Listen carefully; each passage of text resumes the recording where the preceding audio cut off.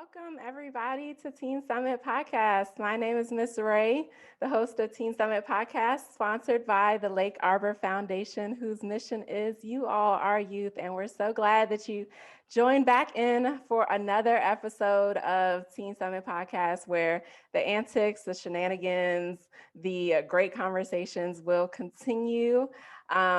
If you are just joining in for the first time this week, welcome. We hope that you come back and that you bring a friend. So this week, we are going to be talking about some uncomfortable conversations, and we have a guest with us. And I'll let Miss Tsilala introduce herself in a bit, but I just want to hear about you all. How was your week? So I know most of you had a long weekend for the holiday. If you didn't, how was your week? How was your weekend? How are you feeling? How are you feeling, Naye, Margaret? Tired, but I'm good. This was a good week for me. It was an okay week for me. I had good days, bad days, but overall it was good. Okay. How about everybody else? How was your week? It was alright. It was a okay week. I'm gonna say what Margaret said, good and not so good. But other than that, it was top-notch week. Top-notch. Cool. Hey, Melvin, how's it going? I'm glad you could join in. Oh, you came off of the black screen. Oh my gosh, we're so glad that you're here. Wait, how do I get the background screen like y'all? Oh man. Okay, so I'm gonna send it to you. I'm gonna send it to you for next week. So you got to join us next week. Okay. All right, cool. Okay, so I'm glad that you all had a great week. So this week we are talking about uncomfortable conversations. And so as always, quick disclaimer, this is a safe space. No matter how much you think you know, how much you don't know, there's no judgment. And don't ever feel afraid to just share, whether it's just a small tidbit or something that you think is really important. All of it matters and your voice is important. So a little bit of context about how I met Miss Tsilala Brock. So if you're on an iPhone, you can swipe over, or if you're just on the screen, it's Miss Tsilala. And we met at a networking group, and she launched her podcast, and we were just launching Teen Summit. And so I didn't know anything about podcasting, but I saw that she knew a little bit more than I did. And so I thought it would be a great opportunity for us to collaborate as she was tackling very important conversations with millennials. I'm a millennial, and we are tackling important conversations here with teens. So I will give her an opportunity to share a little bit more about how the podcast, came to be after we roll our intro clip. The Laffy presents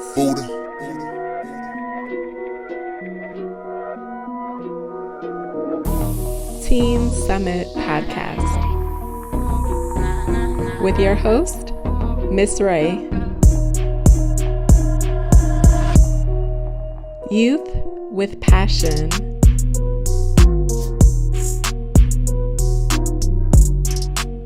Youth who speak their mind.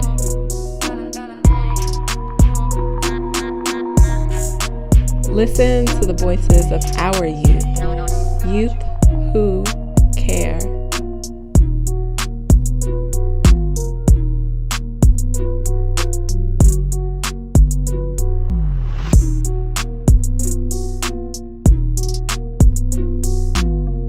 All right, I know y'all liked our new song from that Mr. Geddes hooked us up with, but yeah, so we're about to dig into some uncomfortable conversations. So welcome, Miss Tsilala. How are you? Hello, I'm great. How's everyone doing? Good. How are y'all doing? Y'all can unmute. Naye, Antonia, how y'all doing? Good. I'm well. Like I met Good. you, but not everyone. So just a hello to everyone. I am Miss Tsilala. So I'm an actress primarily. I was on the Book of Mormon Broadway tour for the last 2 years. And UNCK came about in 2016. So what was really scary, and actually my first uncomfortable moment, was that I didn't know how to transition from acting to podcast world and talking about uncomfortable conversations. I didn't know if I could do both. So I put it on the back burner.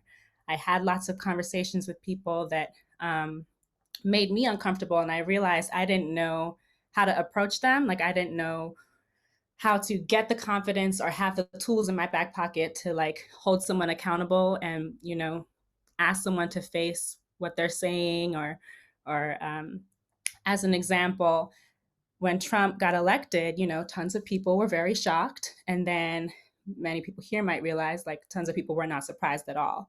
And I had a roommate, a friend of mine, a white man, sort of say, you know, I'm so annoyed that my Black colleague can't give us a break. We just want to feel upset. We just want to like cry and be upset by this for like, give us a day before you ask us to march on. And I had to be like, I'm not going to let you say this to me and just say sort of yes man it and be like, oh, I get it. You feel some sort of way. I really had to own up to making him accountable in our home, which is supposed to be a safe space to everyone, and say, your Black colleagues don't actually have to hold your emotions for you. You know, if you feel some sort of way and you're shocked, that doesn't mean that she can't feel her way. And that is where the UNC began. So now we're in the pandemic and we have tons of time and we have no job to tour on. And we started this podcast, which is how Miss Ray and I met. But the main part of UNC are the tools we use to get through them. So we highlight the obstacles in conversations, like shutting down or denying something or not really listening because you're really trying to focus on what you have to say. And those are the things that make conversations hard to get through. And then we focus on some tools that can help us sort of bypass those obstacles and move to sort of better understanding with one another. So I'm really excited to talk to y'all and ask your opinion on this topic of like, what's uncomfortable to you when you're having uncomfortable conversations? What are the ways that you shut down, or what are the things that make you want to stop talking? And how do you deal with that out loud? How do you hold the people accountable so that they can give you a space in which you can get your point across? There's lots more in there, but that's sort of, Miss Ray, do you think a good rundown to start? Yes, yes. And I know we wanted to talk about uncomfortable conversations in the context of the UNC House, right? Yes. Yes. So you can do a little bit of intro on the UNC House? Yes. So, okay. Yes. So real quick, so we're going to be, so I don't know if y'all remember tree houses or seen shows with tree houses. Yes, no, kind of. So a tree house was basically in, like, you would see it in movies where kids would build, and most times it was their parents would build a house in a tree, and it would be kind of like their getaway where they would play games and do things like that. So we're going to call this time the Teen Summit UNC House. So we're going to use this as a time for us to kind of get away, to talk about those uncomfortable conversations, you know, away from all the judgments, all the like things that we may not want to talk about around other people, and that this is just our own space. So Ms. Tsilala, tell us a little bit about the UNC House, and then we'll use that as a way to talk about our uncomfortable conversations. You hear how she's loving going, UNC. I am. Having a blast. Great. So the UNC House is our tool that we have created at UNC for getting comfortable with uncomfortable conversations. So just envision a house. You've got your entranceway, your hallway, your foyer, whatever you call it. You got your kitchen, you got your basement, you got your attic, you got your study. Maybe you have a chimney if you're lucky. Sometimes I don't. We don't add a bedroom, we don't add a bathroom, but basics of a house, yes. Nods if you're sort of like, of course, people, house, we kind of know what that looks like. So each room has a purpose. I find when having uncomfortable conversations, the main issue is when I get stuck or when I get frustrated or when I shut down, I don't know how to move on to what's next. And these rooms help guide you. So the foyer or the entrance, which is probably what we'll focus on today, that's where you set your purpose, set your HMAs, which are hold me accountables, and go over your toolbox. So the main thing about the purpose is if we're having a conversation and halfway through I realized that I was trying to have the conversation to talk about one thing and you were trying to have the conversation to talk about something else, then we're actually never going to get to an end result, right? Ever. Like if I realized halfway through, oh, your purpose was try to prove that I was wrong. My purpose was just try to like come to some conclusion. We're never going to get to the conclusion. So setting a purpose that everyone agrees on at the beginning is vital for an uncomfortable conversation. HMAs, which I think is probably what we will dive into today, are really about humbling yourself at the beginning of the conversation. What's something that you need to be held accountable for in a conversation, right? For me, I like cutting people off. I like assuming that I know what you're about to say and jumping on top of you. And for some people, that will stop them right away from getting into any more part of the conversation.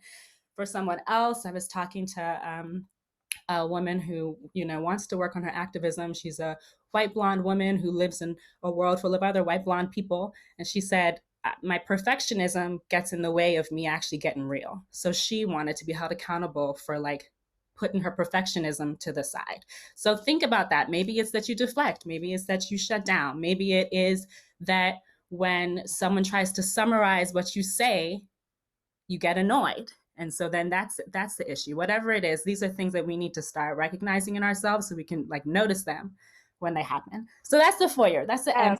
So let's stop at the Let's stop there. Yeah, I think. Yeah. So anybody, based off of like what Tsilala said, so I'll say one of my like things that I want to be held accountable for when I'm having an uncomfortable conversation is generalizations.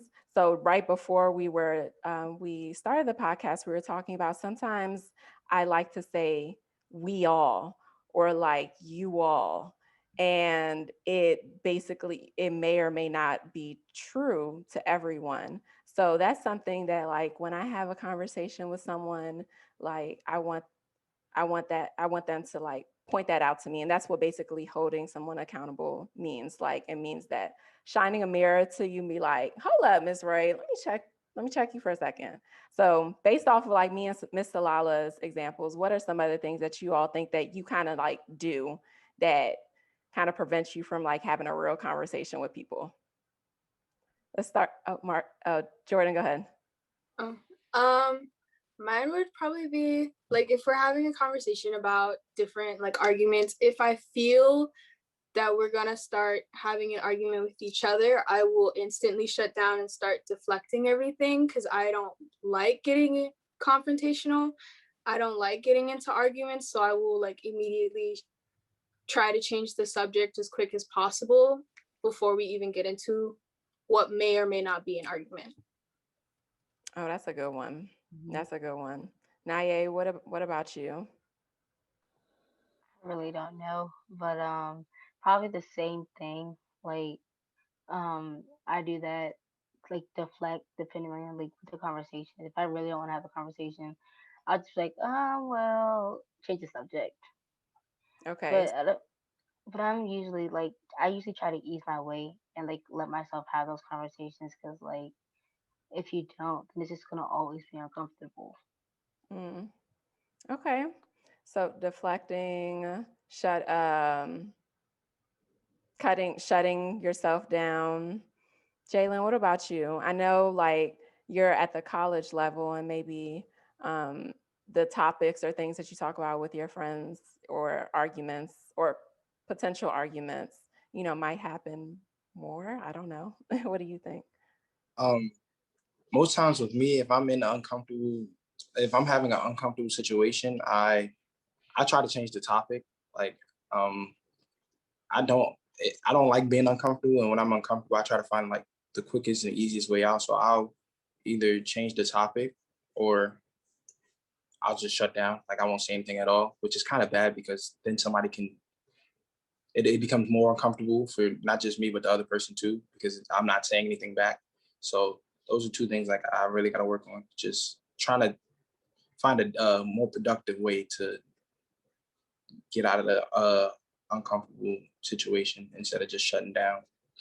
Yeah. And Mr. Geddes said, that he hates confrontation too, and just leaving them. And something that I thought of is like, I sometimes just go silent. Like I just won't even address it. And so like, it's still boiling inside of me, but I won't even say anything. So Margaret or David, what about you all? I know maybe it's even something as simple as like an argument or a conversation that's uncomfortable with your parent or maybe a sibling or maybe a friend or a cousin where it's just going left. It's not going in the direction that you thought it should go. And that's the key word, should, right? What do you all think? I tend to just leave the conversation, or I try to redirect the conversation and change the topic. For me, it depends on how much I care about the topic, and it depends on who I'm talking to and whether it's worth it. Because if I care about the topic and I'm talking to someone who would understand, then I'll keep on talking about it, whether it's going left or not. But if I'm talking to like an adult, or if I'm talking to like the principal, and we get into like we start disagreeing with each other, then I'm just gonna let it go. Why is that? Why does the age difference or the authority figure change how you approach it? Because they can have more of an effect on me, and they probably expect more respect from me than my friends. So does anybody else have that experience where how you deal with an uncomfortable conversation depends on just the age of the person who you're having that topical conversation with? Melvin, I see you nodding your head. You got something to add? Or you just like, chilling? When it comes to art, when it comes to like conversations, I like to joke around, but like trying like, but like when it comes to like an argument, I'll just like back off out of it because I don't like getting in arguments because I'll get way too deep into some of them. Okay. You said something that actually was like I don't know if this is a good tool or not, but laughter and joking. Do you all think that there's a fine line between like laughing something off in order to make light of the situation, or it's used as basically, sometimes it might feel condescending, like, why are you mocking me? Has anybody ever experienced that? I think there is a fine line, but the person who's like joking or trying to have fun probably doesn't know what the boundary might be. Like trying to have fun and like accidentally mocking are like totally like it shocks the person who's joking. Like I could say something about any of my friends and they might take it as a mock, but I was just trying to actually encourage or something else. So I think I might have actually done something similar and hurt somebody trying to just joke and be friends and yeah. So I would say, yeah, there definitely is boundaries when it comes to jokes. So I have a question because we're hearing a lot of deflection tactics, right? Like I'm gonna just shut down or push to the side or switch it to a different conversation. Have any of you had an uncomfortable conversation where you got through it successfully? And do you know what that looks like? A Yes. lot of discomfort. A Just lot a of lot of discomfort discomfort. in your body? Just period. Like when it's something uncomfortable, like it's already uncomfortable from the beginning, and then like you start talking about it even more. It gets even more uncomfortable because you really didn't want to have that conversation, but like kind of had to, or like you just tried to push through it. Sometimes, I mean, it'll get like less uncomfortable as you start talking about it and as new ideas come up. But then sometimes it just the comfort is you just want to leave the conversation, but like the conversation just keeps going on and it just gets more and more uncomfortable. Mm. So I also heard, well, when Salala asked about like in your body, like, how do you all feel? Like, in terms of like your emotions? Like for me, my hands get sweaty and my heart starts to race. Definitely. Go ahead, Jordan. Definitely. Uh, Oh, You're kind of like worried, I guess. You're worried that like when you say it or what you're talking about might go like a total different you might be this way and you might think it might go there and you're just not sure. Or you might think the person might be angry or might react in a way that you hope they don't, but it's possible that they would. So I think I would say scared of like inside. Jordan, did you want to still add? oh, For me, it's more feeling anxious rather than scared. But I do feel like majority of it is because I like to plan out like what I want to say in case like something unexpected comes. And I think that's more of where my like anxious part comes from, especially when it's something I'm uncomfortable with. Okay. So before we're gonna continue the like deflection and just how we feel when situations like that happen. But normally we do a team spotlight, but today we're gonna do something a little different. And since we're talking about uncomfortable conversations, I wanted us to share, if you're comfortable, specific situations maybe where you felt embarrassed or like an embarrassing story about yourself and like just what that was like. And for an example, I'll go first.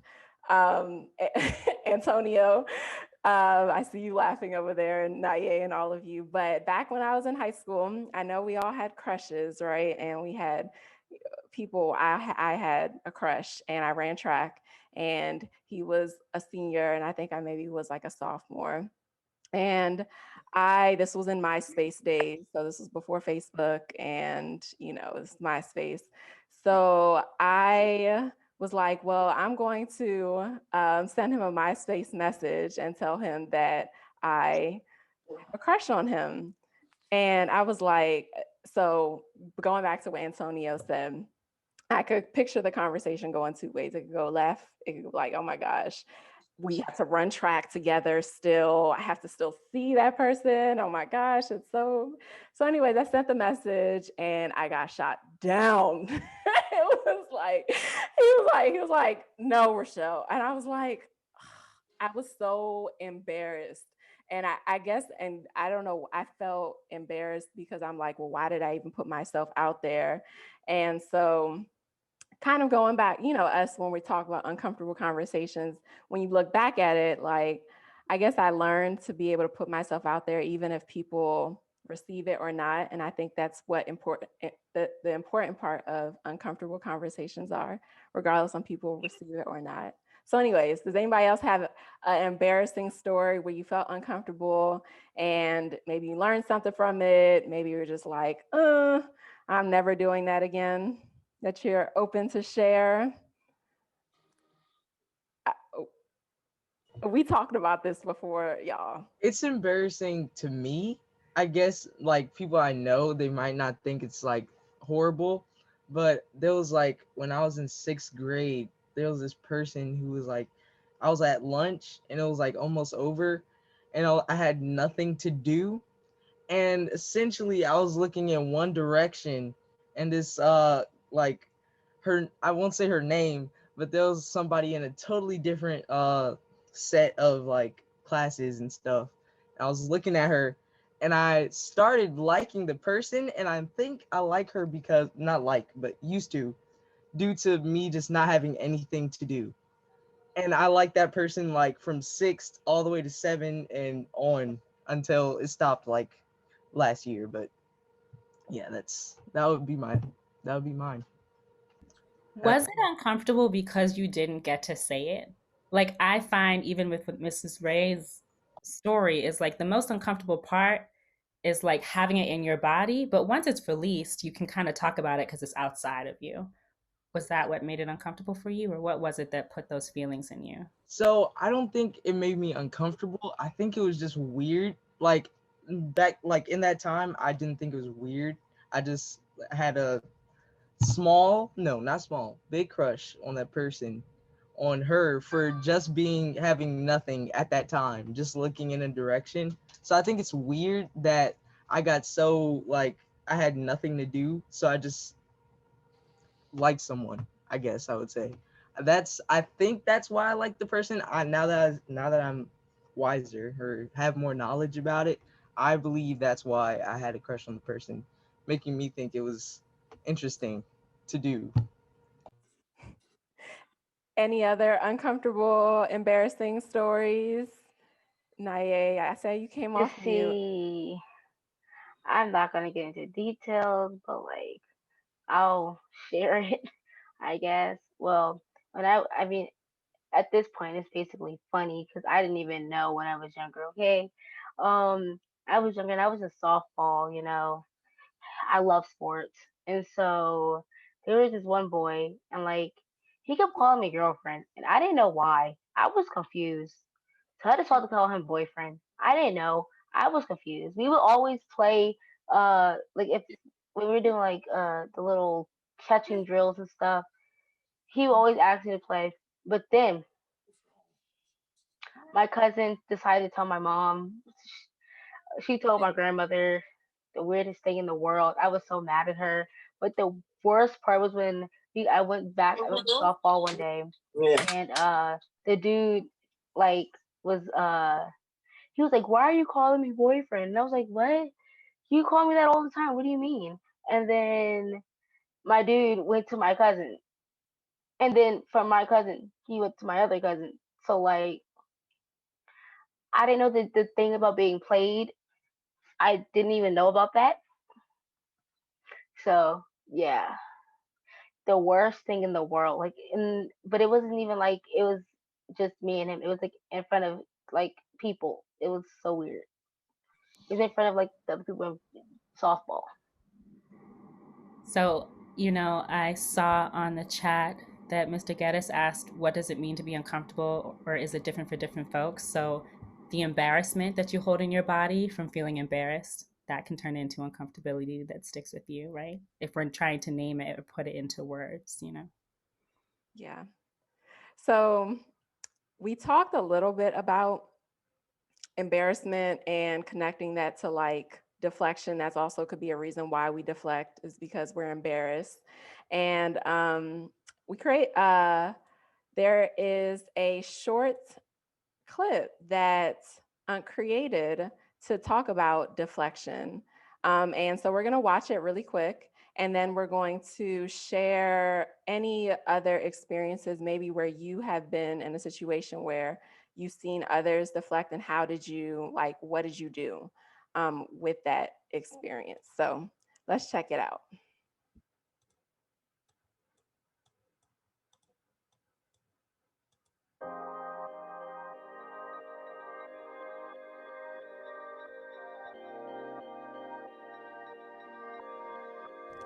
What does it mean when a person is deflecting? Deflecting is a defense mechanism that people use to take the blame off themselves. Meet UNCK and Ed, our fruit-loving friends navigating uncomfortable conversations. Can you spot deflection in conversation? This was such a good idea. Thanks for the company. So, where's that pear stand of yours?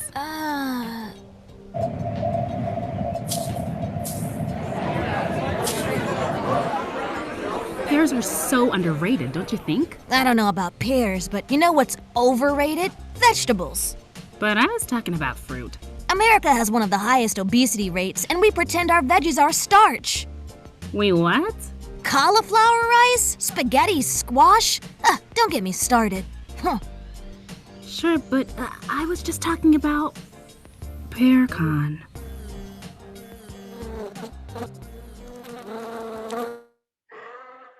All right, so what did y'all think about deflection in that video? How have you seen maybe examples where like somebody's talking about one thing and they just completely go left field, and what have you done to like get through that?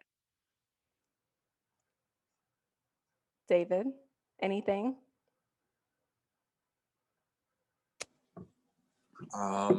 If somebody's deflecting something, then I'll ignore it. They're probably uncomfortable, and so unless it's something I really do care about, which then I'm gonna be like, that's not what I'm talking about. I'm just gonna be like, all right, we can talk about something different if you want. Okay. Jalen, how about you? Most times when people start deflecting in conversation, I'll do the same thing where I'll change the topic, because I, like was said, it makes people very uncomfortable, and I don't like making people uncomfortable. So that's the times where my changing the topic comes in handy.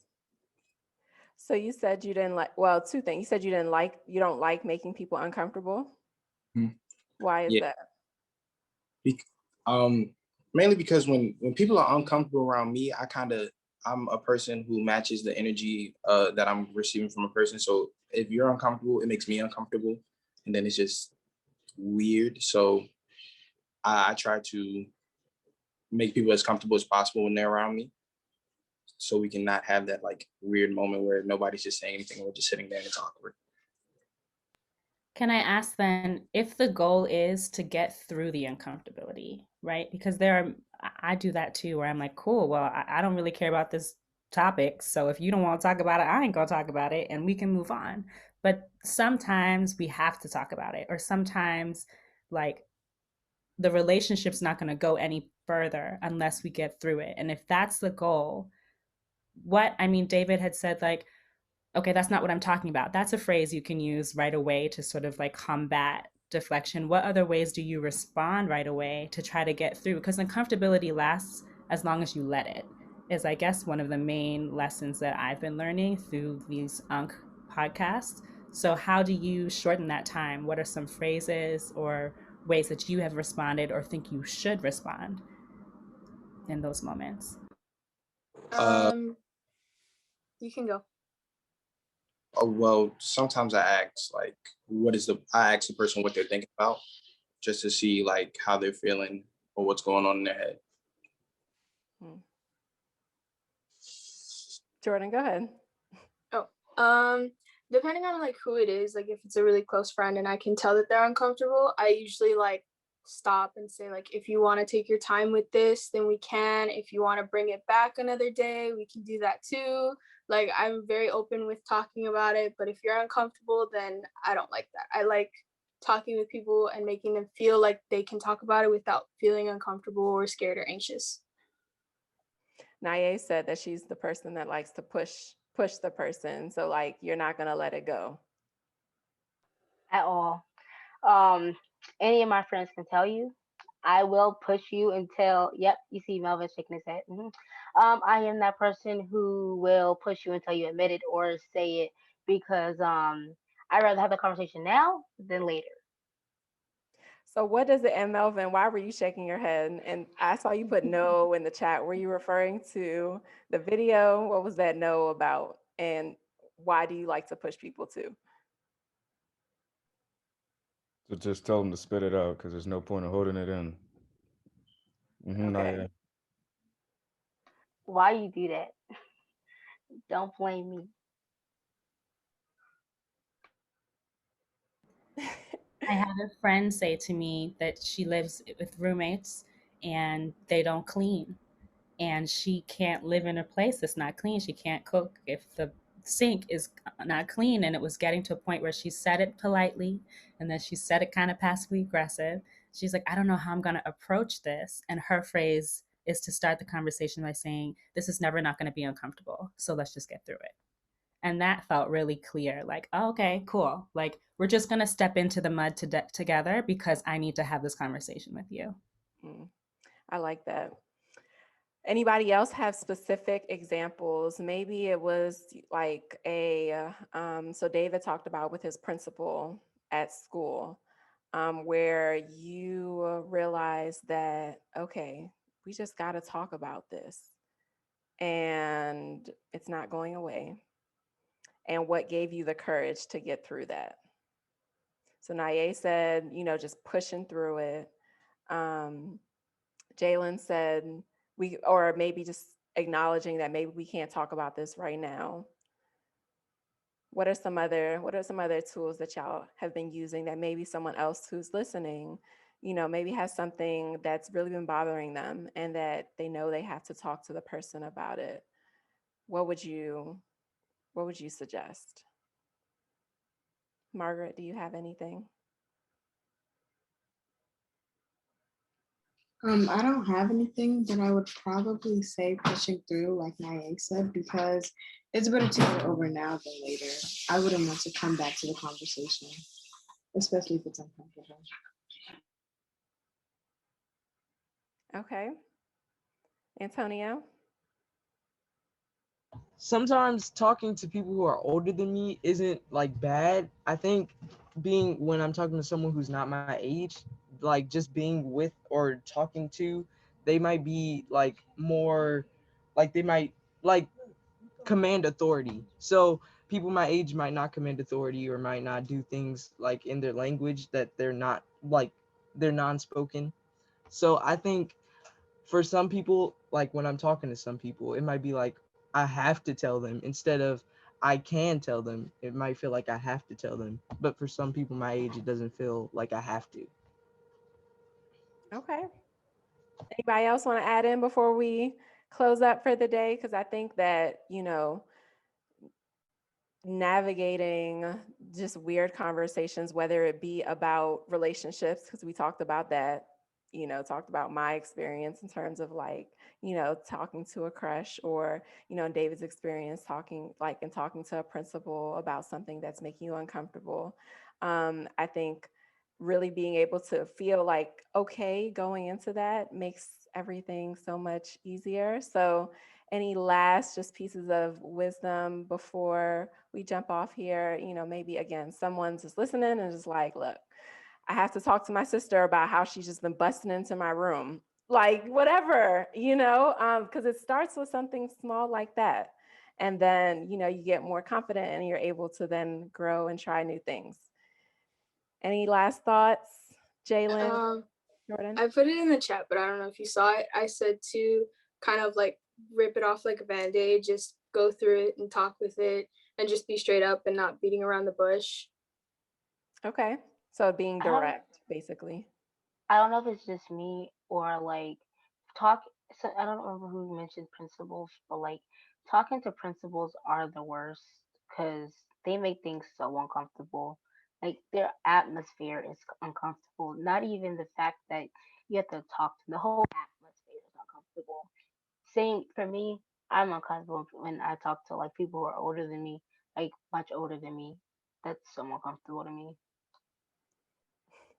Facts. Okay. So maybe that's something we can revisit, like, especially since, principals, you'll have to experience them at least for the next like 3 years.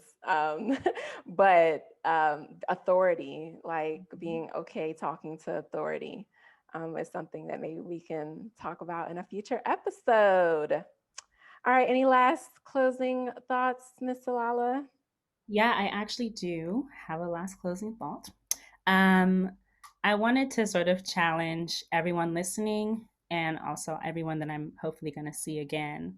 The next time that you feel yourself feeling anxious or like uncomfortable with something that hasn't been said, try to remember where was the time where you should have said something or where you could have stopped that uncomfortability from happening. Does that make sense what I'm asking? Like, putting things to the side or not talking about something sometimes can breed a lot of anxiety or passive aggressiveness or resentment with your sister who didn't, won't leave your room, or your principal who's talking to you like you're a child when like you're actually a human with opinions. And, you might not be able to always hold yourself accountable and, rip it off like a band-aid right away, but maybe you can start thinking about what was that time, what should I have said, so that next time maybe you'll have a better practice. Because what Naya said is really true, like especially with principals, but with a ton of people in authority all the time, no matter what age you are. Sometimes people will be uncomfortable and expect for you to take on their uncomfortability. And when you can start recognizing, oh, okay, you're uncomfortable, but I know myself and my triggers, so I'm not going to take on your energy just because that's the room that you want to be in, helps you get through your side of the conversation a little better. And I just challenge that for everyone listening, but also for everyone that we're going to hear again and talk to again. Like, all of this is going to take process time. And when we come back, I'd love to hear what that's been like for you. If there have been any moments now that we're talking this way where you said, oh, I should have said just then, this is uncomfortable. I want to acknowledge this so that we can face it instead of me closing off or shutting down. So I hope that makes sense what I'm asking of you all, but I'm going to do it myself as well because you gave me a lot to think of as well. Yes, and I just want to acknowledge the principals in the chat. that, that some principals can be open-minded, and maybe just something again for us to think about for the next episode is, what makes talking to principals uncomfortable, or what makes talking to people who are older than you uncomfortable, and how can you become more courageous and just confident in still having those conversations. So, Ms. Tsilala, I so appreciate you. I appreciate all of you all for just being open and navigating through this, because this was a little different, for us, because as we talk about these bigger issues like racism, colorism, climate change, all of that, so at some point, or, being moral or ethical in sports, some points are going to be uncomfortable. Some points you're going to talk to people and they may not agree, or, you might not necessarily know how to say it. And so we want you all to be ready, right? And so that's why we're incorporating this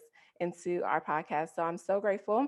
And we're looking forward to continuing these conversations in future episodes. So please join us again on March 4th for our next episode of Teen Summit Podcast. We will post the replay on YouTube, on iTunes, on Spotify, and anywhere podcasts are listened to.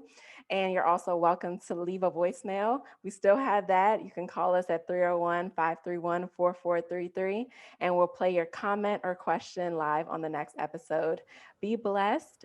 Oh, And yes, Antonio. sorry. I do want to leave y'all with this. Say what you have to say while you can say it, or say what you have to say while you can control what you want to say. Because I'm telling you, if you hold it for a long time, it's going to come, whether you don't want it to or whether you do want it to. And that might not be the best time. So say it when it is a time where you should say it instead of waiting. So I want to leave everybody to think on that. Drop the mic. I don't have anything else to say. I will see you all in 2 weeks. Have a great rest of your week, and we will talk to you soon. Peace.